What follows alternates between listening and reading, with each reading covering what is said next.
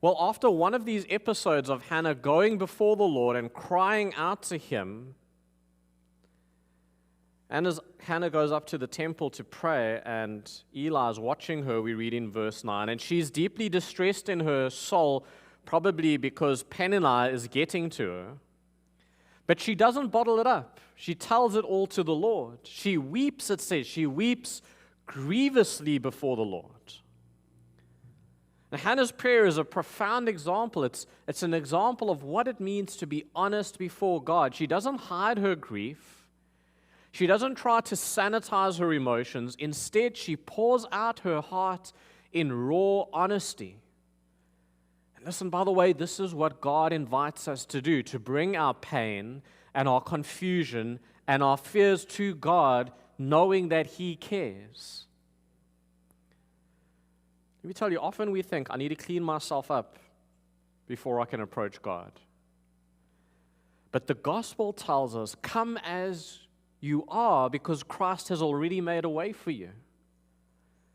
Hannah here is an example of someone, she's encouraging us to just bring our burdens to the Lord, trusting He will meet us in our brokenness. He will work through struggles in a way that brings Him glory. And so you see her making this vow to the Lord in verse 10 to 11. And the vow is that if God gives her a son, she'll give him back to the Lord as a Nazarite. What that means is that no razor will come upon his head. He'll be dedicated from the womb, dedicated to the Lord. He'll be a Nazarite. There's other aspects that go with that, like he will not drink any wine. It's the same vow, by the way, that Samson took in the book of Judges, or rather, he had to follow from birth. But because of how grievously she's praying and expressing herself, you can imagine what the scene must have looked like. What must she have looked like for Eli to interpret her actions as drunkenness? And so in verse 12 to 14, he rebukes her. And Hannah replies, we'll get into this as well, but she replies saying basically that she's not a worthless covenant member.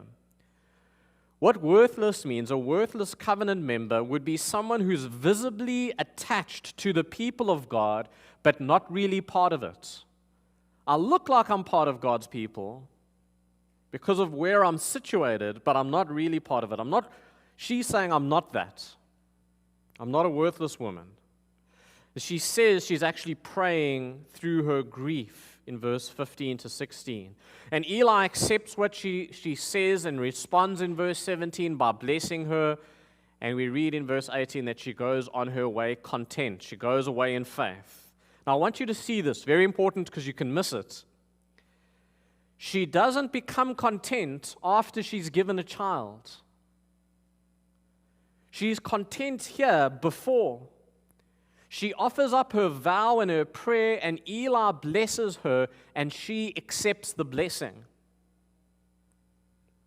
They then worship first thing in the morning in verse 19 and return to Ramah, where Hannah becomes pregnant, and 9 months later she has a baby boy. And his name is Samuel in verse 20. Samuel meaning God heard.